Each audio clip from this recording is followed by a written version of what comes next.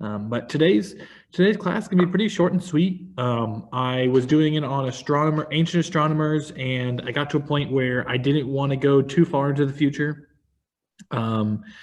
Mostly because it got to a point where, the ones we talk about today, the ancient astronomers, are for the most part proven wrong. They worked in the view of the world as they saw in their own society, and a lot of them, you always hear about, like, oh, the Earth was the center of the universe. This is a widely disproven thing, but that geocentric model for some was introduced, or some people way back in ancient times knew that it was wrong, but just overall pressures from society basically said, no, we understand, but the Earth is the center, and we're going to go with that. So let's get into this. It's very short and sweet. It's hard to find a lot. We can find some pictures of everybody, but today's mostly text, and I wouldn't be surprised if we get through with this class at 2:30, which is a lot earlier than I typically do my classes. As you know, I usually keep on talking well past the hour mark. So we're going to get through it. This will be part one. We are going to have another ancient astronomers. Well, I say ancient, but it's going to be modern astronomers. And that will typically be people all the way from 300 AD, all the way up to Stephen Hawking's and Kepler and Hubble. And we'll talk a lot about a lot of their contributions, but at the same time, as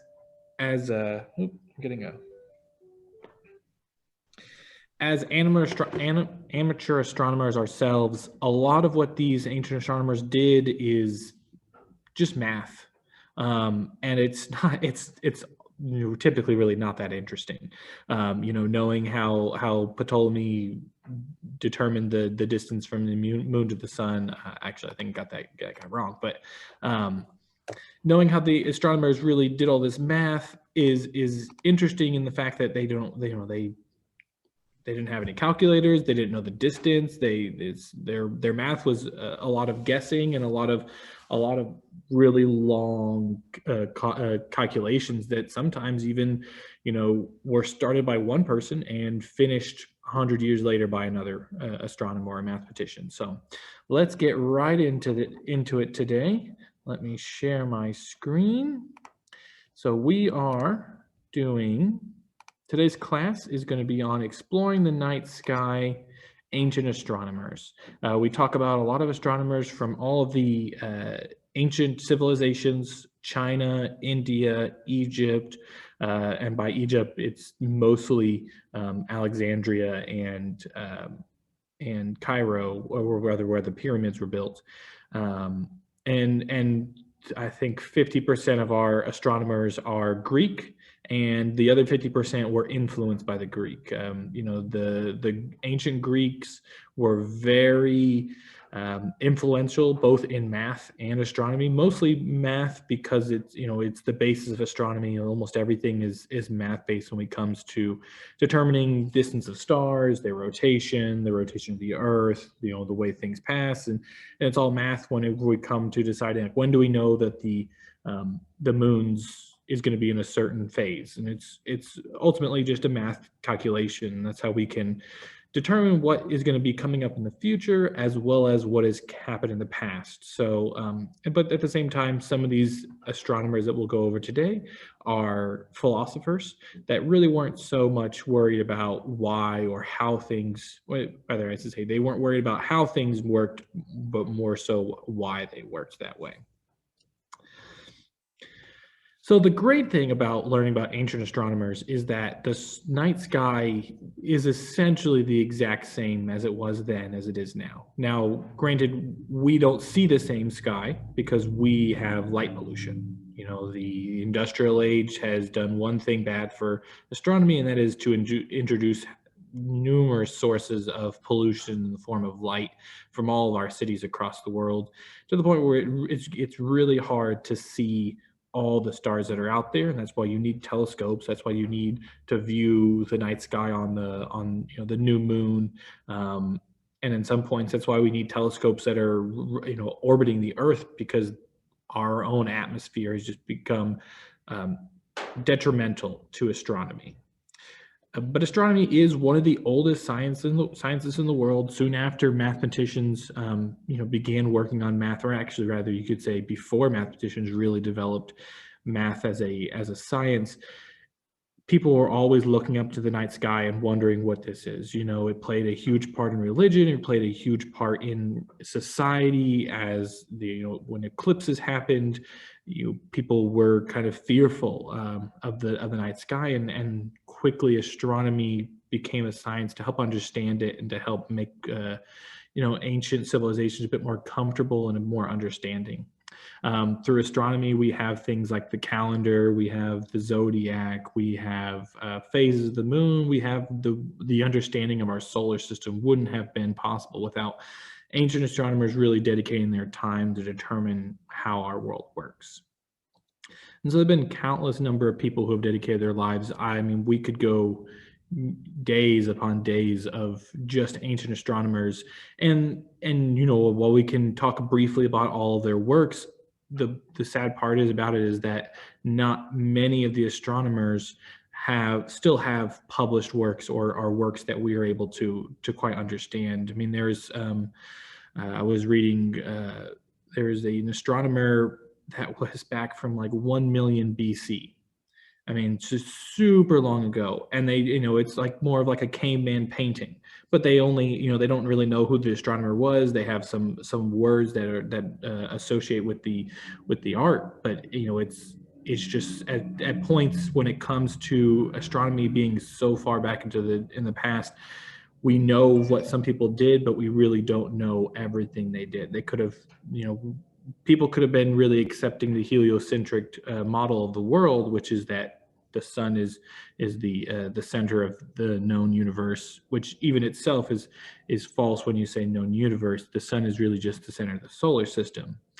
But if their work was lost just through war, through time, then we just don't know that. So there's a lot of unknown in astronomy, and they've done their best to kind of recreate and dig deep with historians to figure out who can be attributed to what.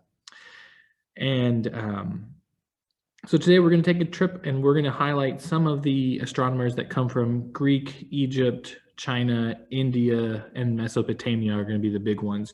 The majority of the astronomers we talk about today, out of the 10 or 9 or so that we have, is going to be from Greece.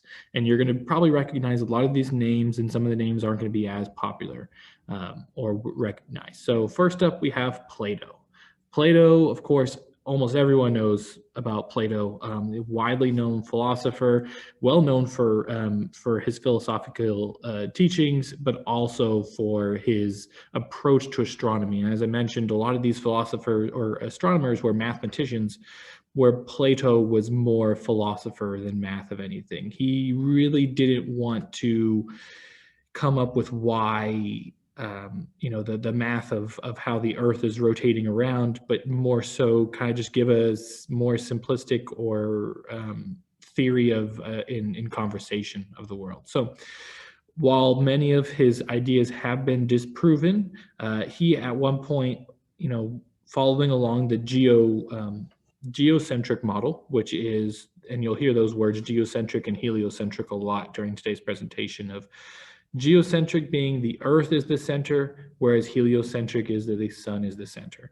Now, you mentioned, I will say it in the text a lot in this presentation, of the known universe. At that time, while they recognized that there were distant stars, their known universe was the earth, the sun, the moon, and the planets. And so when it comes to the earth is the center of the known universe, that was the knowledge they were basing it off of. So Plato had this interesting concept that the earth, the sun, the moon, the planets all kind of were layers of spheres. He called them crystal spheres, where they kind of just all rotated around. So you have the earth in the middle, and then around that is the moon, and it rotates on its sphere, and then around that are the planets, and then around that is the sun, and then on the furthest sphere is the stars. And so that's how he viewed the universe, was that we were at the center, and instead of things being super far away, everything was at the same distance, just rotating around, which we, of course, know to be completely false, as I think our closest neighbor is still millions of light years away. To the point where it's nothing we could even come close to reaching in our lifetime. And Plato was taught by Socrates, a great philosopher, and his student Aristotle was another widely known astronomer and philosopher. So we'll move right on to it. We're gonna skip around a little bit, so please forgive me if things don't work out right along as I've talking about, but or rather, please forgive me if the times of when these gentlemen were alive is not in order. So Aristarchus lived from 310 BC to 230 BC in ancient Greece. I say ancient Greece, many of them mentioned Athens, but they moved around a lot, so we just kind of keep a little bit broad, although there are some astronomers that I was able to determine that they kind of stayed in one area. He was the first astronomer to develop the heliocentric model. However, people really didn't even accept the heliocentric model until about 1600, until the year about 1600, so closer to the medieval ages. So the idea that the sun was the center of the universe is not some modern idea, but it was widely just rejected until finally they were able to definitively prove it by science. And a lot of it had to do with religion. Religion had a lot of sway in society, and the idea that we were the center of the universe made sense, because if not, then why were we special? They had to keep that idea that we as human beings, we were special. And so Aristarchus has one surviving work attributed to him. It is named pretty much The Distance Between the Sun and the Moon. And although Aristarchus himself developed the heliocentric model, he, in this book, uses a geocentric model to determine the distance between the sun and the moon. And he is extremely wrong. For many years afterwards, a lot of the astronomers and mathematicians did use Aristarchus's model. So it's kind of when one person is wrong and they spread it out enough, then more people are going to be wrong. Kind of just like the spread of fake news in society today. It really just has to be with the loudest person. Now, I'm not trying to say that Aristarchus was just loud. He was a very, brilliant man, I'm sure. It's just when you get to the point of the math was wrong, but they thought it was right. It made sense in what they were working with at the time, but you can see that from 18 to 20 times larger is when in actuality the sun is almost 400 times larger than the moon.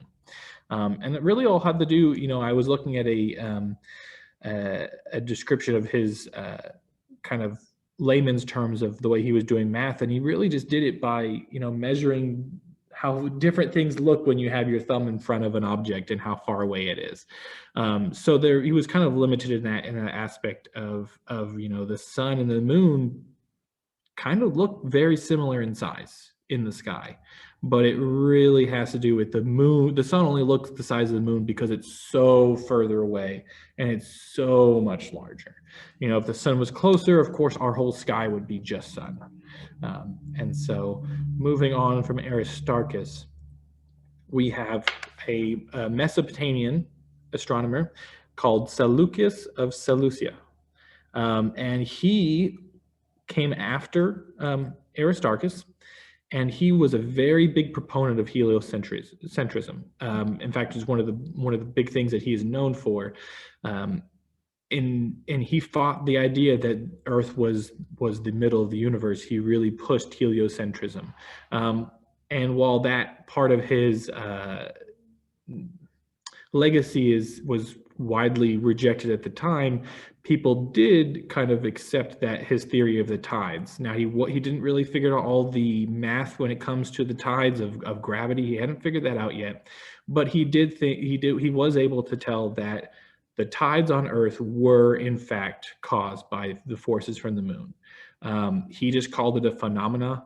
and he really just based it on his observations of the phases of the moon and the way the tides went on Earth. So it's something he could easily observe, but he couldn't really figure anything out past that. So moving on from him, this is one of our first Indian astronomers, and a lot of the Indian astronomers worked their astronomy based on the Hindu religion and the Hindu calendar, and so it's vastly different. But a majority of the Hindu astronomers were influenced by Greece and Greek astronomy. So he was one of the first major mathematicians and astronomers to come out of India during the classical age, and he correctly insisted that the Earth rotates on an axis, not the sky around the Earth, which is very similar to the viewpoint that Plato had pushed, which was that the sky is rotating around the Earth as it goes around. And kind of pushing a little bit more on that, he scientifically described the reasoning of the solar and lunar eclipses, talking a lot about how the eclipses are formed by shadows of either the Earth or the moon casting on the other objects, and the planets largely reflect light, and that's why they can have these shadows in these eclipses, which was a big thing. This is 500 AD, and while for much of the previous year, centuries, they'd been able to predict eclipses, and they'd be able to figure out when. You can say the Chinese had a really good job at making their calendars and predicting celestial events, but they didn't really know how the reasoning for it. And so now we're looking at almost 700 years past Ptolemy and Aristarchus, and they're just now figuring that out, to the point where historians are recognizing Aryabhata as the first person to figure out that the reasoning behind the solar and lunar eclipses. So now we have Ptolemy. Ptolemy is, I would say, arguably the most well-known astronomer, and it really comes from his star catalog. He was not the first person to make a star catalog. However, his star catalog of 48 constellations, which I'll name them later, are what modern society today kind of holds as constellations.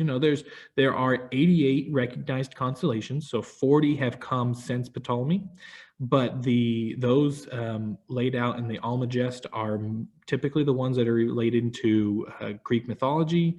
You have Orion, you have the Zodiac, you have Draco, Scorpius, all of those really well-known constellations based on Greek myths. And Ptolemy is the person who he put them up in the sky. He's the one who drew the lines and dissected the night sky into these constellation sections. Now, he also followed a geocentric model for his observations, and he did publish 3 books. He probably published well more than those, but these are the 3 lasting and probably surviving books. But it was the Almagest that was his most popular, and because of his popularity, he was nicknamed the King of Alexandria, which at the time was where the Library of Alexandria was. This was the center of science in the known world in the Middle East, and part of the Roman Empire as well. It was when he worked there. He actually was the second librarian to take over the Library of Alexandria. And I know there were not very many because that library was eventually burned when Alexandria was attacked. So now we have an astronomer from China. So he lived in the 4th century BC, one of our earliest astronomers, and he was the first person to compile a star catalog, but we don't have his star catalog. There have been mentions of it every now and then, but he, for the most part, whatever he included in there, his actual work of his star catalog is lost. There are people who reference his star catalog in later things, and that's how we know that he had one, but it was just so long ago, and there's just no remaining copies or surviving copies.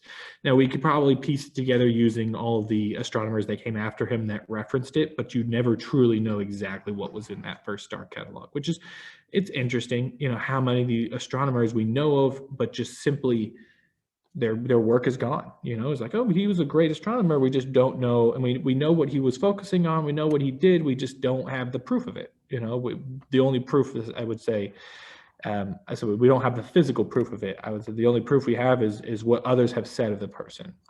And one interesting thing, and it's interesting because the moons of Jupiter really weren't observed in good detail until Galileo in 1600. That is nearly 2,000 years after Gandhi, and he's been shown that he did make observations of Jupiter's moons. So back then, when even in Galileo's time, they're making telescopes, but back then in Gandhi's time, likelihood is that he made probably a really simple telescope. He spent a good number of years building a very more complex telescope just to see probably just a dot, maybe just something really small, definitely not in the detail of Galileo, because Galileo is the one who ends up naming the moons of Jupiter. But it has been shown in observations and written work from other astronomers of the time that Gandhi did discover and kind of make observations of many of the planets in our solar system, and of course of the moons and other satellite objects that fly around them. So now we have Hipparchus. He's coming up on our last one. So like I said, this is a quick class, but I'm happy to answer any questions you guys have afterwards. So we have Hipparchus. He lived from 190 BC to 120 BC, and he accurately measured the distance between the Earth and the Moon. Now, we should say he accurately measured it. He did come with it. He did have a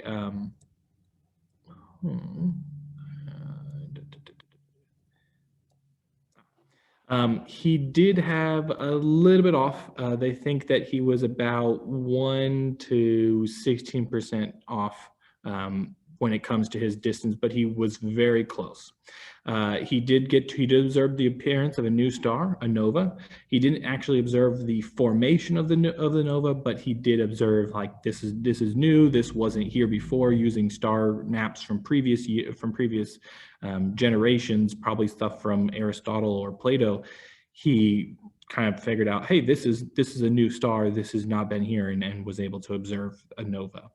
And then finally, he discovered the precession of equinoxes, which is essentially just the kind of gradual rotation as the Earth rotates on an axis as it goes along the elliptic, and just in general of how that axis has shifted across the sky. Because as you know, the pyramids in Egypt, or rather, if you don't know, this is a new time for you to learn. The pyramids in Egypt point to one of the pole stars. However, the pole star back in Egypt, back in the time when the pyramids were built, was Thuban, whereas now our pole star is Polaris. And in the distant future, our pole star will be completely different as the axis of the Earth kind of just slowly rotates across the sky as it goes, because we don't have a perfect rotation. It's slightly different. That's why we have some days of the year that are really short and some days of the year that are really long, and that's why we have the equinoxes. When it comes to why do we have a leap year, that just has to do with the ancient Romans just not really doing math right when it comes to calculating how many days of the year are there. That leap year is essentially just a catch up. We need an extra day because the math doesn't work out very well. And just to talk more on that, it's pretty much impossible at this time to change the calendar. Yes, an Earth day technically isn't 24 hours. It's slightly different, but how are you going to stop the clock at the end of the day at 23 hours and 51 minutes? You really can't do that because we rely on this set schedule of a calendar. So I want to show you guys all of the constellations discovered by Ptolemy. So this are the 48 constellations that he included in his catalog. I think actually, I don't know if there's actually 48 here, but these are the ones that are widely attributed to him. And you can see all these well-known ones, as well as some of the lesser known ones of constellations. But when you really think of constellations, the person you should be thinking is Ptolemy when it comes to discovering them, when it comes to laying them out in the sky. And then as time goes on, more people have just built on those stars and added more little intersections inside those constellations. So, well, that's what I had for our astronomers class today. I really didn't want to get into the second half of the modern astronomer because they are it's just so widely different. If I had included modern astronomers, I would have essentially spent the first half of this class saying, here's what they believed, and then the second half saying, well, here's why they were wrong. And I wanted you to kind of have that mentality of this is what they believed. Yes, it's all wrong, but they had the world point. This is what they were working on. I forget exactly which one of these astronomers, but one of these astronomers developed trigonometry, which is so crucial when it comes to astronomers nowadays trying to figure out where in the universe certain stars are. And, especially those stars and those planets that you can't see. If you have a solar system with some planets out there and the star just isn't making too much light, or the planet itself just isn't reflecting a lot of light, maybe by its makeup, you can't just point into the sky and look at that. You have to use math to figure out exactly where that planet is. And a lot of these astronomers, while what they came up with astronomy was false, without them, the building blocks would not have been there to get to what we got to see, what we have today. So I'm going to open the floor up for questions. Does anybody have any questions about anybody? We can go through some Google Foo and figure out anything, or if you guys had an astronomer in your mind that you're aware of and just haven't quite, I didn't cover them here today.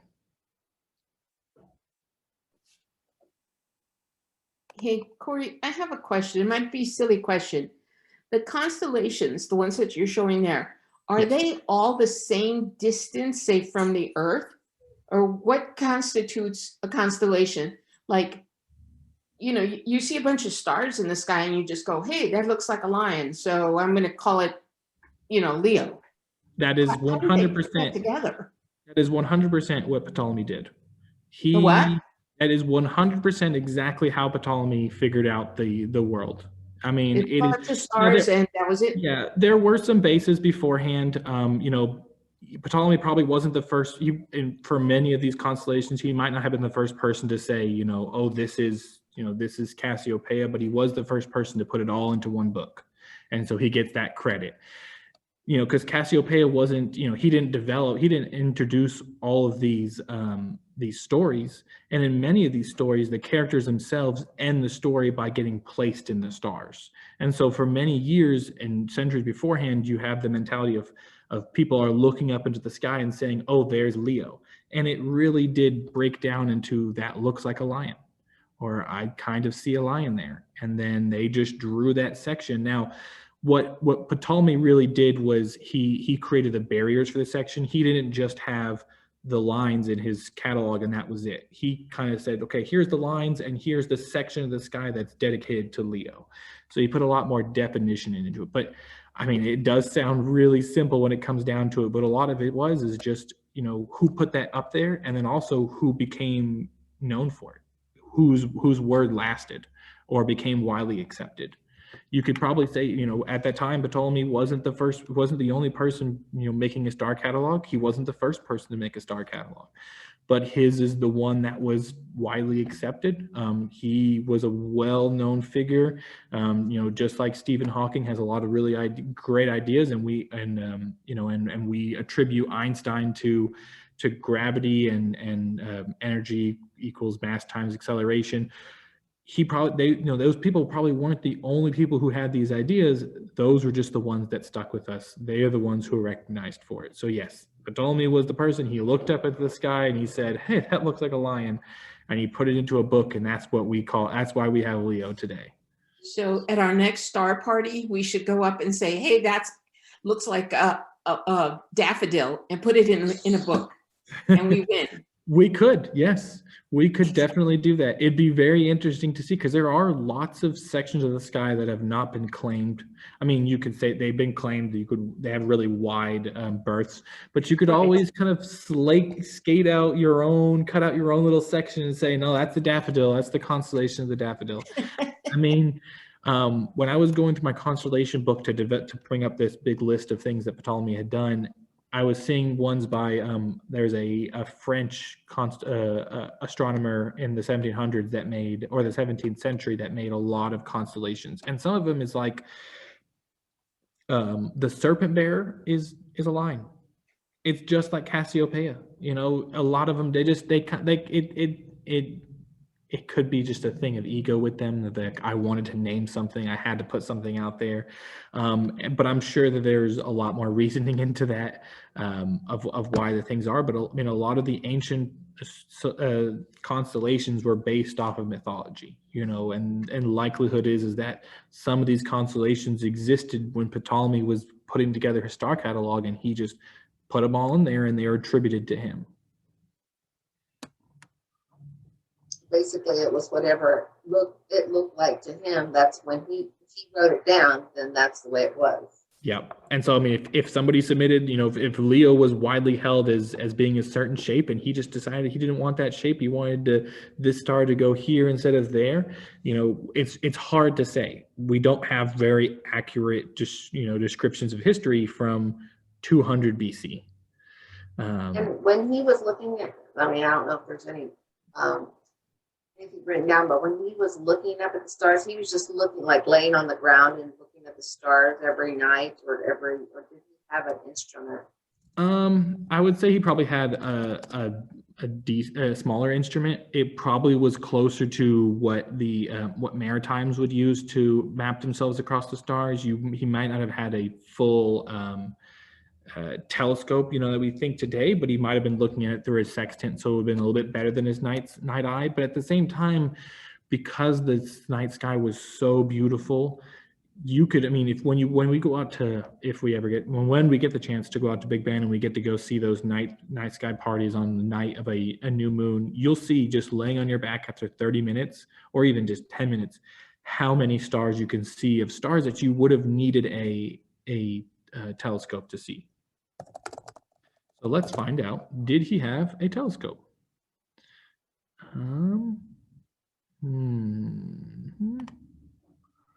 So let's see. It says early astronomers. We have Galileo using a telescope. So you can see here, Ptolemy. I'll open this in a new tab so I can show you guys. Oop, let me wait for my screen sharing thing to pop down. There we go. So this is him using a sextant, which would be, it has a small, a very small piece of glass, and a lot of it has a lot of angles when it comes down to it. So this is what modern sextant looks like. And so you can see you have the telescope right here, and that's all they had. Sometimes it extended out, sometimes it didn't, and then they had other little lenses they could put in front. You can see this one really has a crazy amount, also has different colors, so has times. And this is what you would see whenever a ship captain was trying to navigate themselves at night on the sea. You had to do it by the stars, and so the sextant was already developed for nighttime or for maritime, and was used by a lot of astronomers as well. And this is how it works. You look through the eye, you bounce it off a mirror, you bounce it off another mirror into the sun, and you can shift it around, whether it's the sun, whether it's a star. Depending on where you are now, these don't work as well over land, because light pollution is just too much of an issue when it comes at night. But over sea, likelihood that you're going to have something causing light pollution nearby is very unlikely. And so I wouldn't say they're still used, but they look completely different. So here's one. Oh, that's pricey. Very, the mirrors, the quality of the lens has changed over time. So Ptolemy was not using a telescope, but he was using a sextant. So it's not really so much similar, but it is something. It was some sort of assistance for his eyes. What I noticed looking at the list of the constellations that Ptolemy described and named, there also are in there all 12 astrological signs. Yes. So yes. So yeah, that's where they took them from for astrology. It's curious if he maybe. He did not invent mythology, or astrology. But it does say that because he included it in his star catalog, he did give it more oomph in society, more support. So who discovered the first zodiac was back in Egypt. So like I said, Ptolemy was there, but he may not have, he probably wasn't the person who discovered all this, but he is attributed to it all. And, because he put it in a book and it's the surviving work. There could have been 4 other books that came out at the same time. We think about when we have an event today in history, there's not just one person writing a book on it. You have 10, 20, 30 all around the world, but whoever writes the best book as we go in 100 years into the future, that's going to be the ones people are listening about in history. It's what's the old adage of the winner of history always gets to write the past. So you kind of have that fun, exciting little bit of it. But yes, so he wasn't the one who came up with the zodiac, but he's kind of the constellation of the zodiac is attributed to him because he put it in that star catalog, and that's just it's one of the just really lasting thing. So let's go with it looks like ancient Babylonia, which would be Mesopotamia, or Tigris on the river Tigris. Came up with the beginning of astrology as the science. And then you have over here Hellenistic Egypt, which kind of has Greek and when it was conquered by Greek and later conquered by Roman, astrology is there too. And this is well before Ptolemy. So like you're saying, he didn't come up with these zodiacs, but he's attributed to their constellation. So it's very possible that they had this mentality of, and I don't know a lot about astrology, but if you're born here, you have these aspects of a tiger. Right. And then he connected it with the constellation, and he connected, and he most likely used astrology as basis, because for those who are born in the month of Leo, that's when Leo isn't in the sky. That's when Leo's during the day, not during the night. And that's something that they've known that since early in China as well, well before some of these Greek astronomers. It said that on that one paragraph that Ptolemy was in Alexandria. Oh, yes, Alexandria is part of Egypt.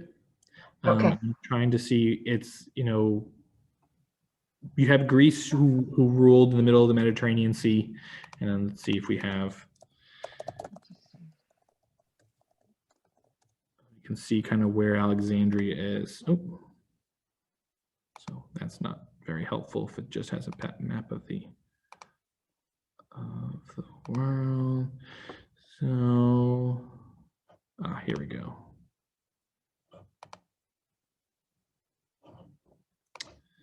All right, so you have Alexandria is going to be over here in this right section of Egypt, on the northern end of Africa.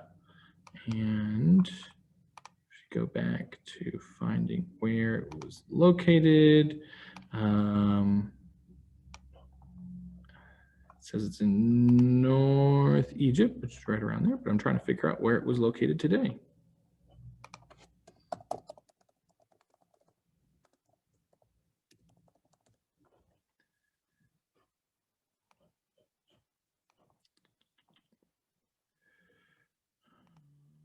See if it looks like so it's still a city today. So Alexandria still sits on the same place, is the second largest city in Egypt, and it is located right here.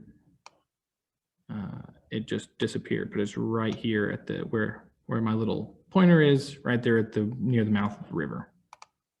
And you can see it, you look at it here, right there. Yeah. Anyone have any other questions?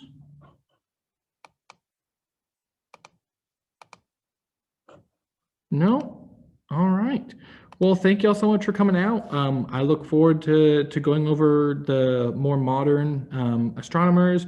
You're going to learn a lot about, especially around the time as astronomers started pushing against religion, pushing against society to try to get what was true out there and try to kind of upheave years, centuries of one belief with another belief, and because of their hard work, and many of them paid dearly, you know, for those who were going against, especially during the time of the Holy Roman Empire.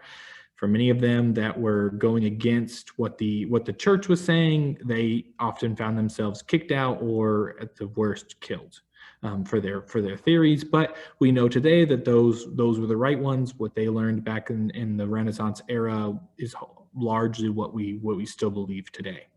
So looking forward to that. We have a star party coming up in February. The date is on the new moon, which I believe is the 11th, if I'm remembering correctly.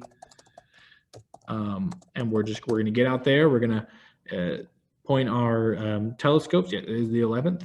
We're going to point our telescopes towards some of our more dimmer objects, trying to see if we can look at some distant galaxies, some stars that wouldn't be as visible when we have the light of the moon also in the sky. So you can take advantage of that. I'm very looking forward to getting out there and hopefully not being too cold. And that'll be just after sunset in February. Until then, I don't have an exact date for the next astronomy class, but it will be focused on modern astronomers. And depending on how many we have, we may get all the way up into today's astronomers, or we may stop closer to Galileo and kind of hit the 200 AD all the way up until the 1800s, kind of before the age of computers, and because computers have vastly improved the ability to figure out what's out there in the world, just because they're able to run math at an extremely more complex than what we have. I mean, even though we do have people like the ladies from Hidden Figures, and people like Stephen Hawking, who are doing what they can do without the need of everything. With just the fact of the matter that the telescope that we use has a miniature computer in there that has tens of thousands of stars and locations in the sky. Kind of trying to introduce that to Ptolemy or introduce that to Galileo back in the day, he would have been dumbstruck by just the amount of knowledge that we can keep in such small little things. And so our next class, we'll go over more modern astronomers, and it may or may not reach into the computer age of astronomy, depending on how many big names we go through. And then if it ends up being too much, we'll have a third class where we'll go about the role of computers when it comes to astronomy. So until next time, thank you all so much for coming out. I look forward to seeing you guys. Don't forget, tomorrow we have our active advisory meeting. We highly recommend all senior citizens to 3 o'clock. to attend. 3 o'clock. There is an opportunity for public comment, so you're welcome to talk to the advisory committee as well as our director and other staff members that are there. And get your voices heard that way as well. So looking forward to seeing you guys all around. And until next time, you guys have a great day. Thank you. Enjoy. Bye-bye. Bye. Bye. Thanks, Corey. Thank you. Of course.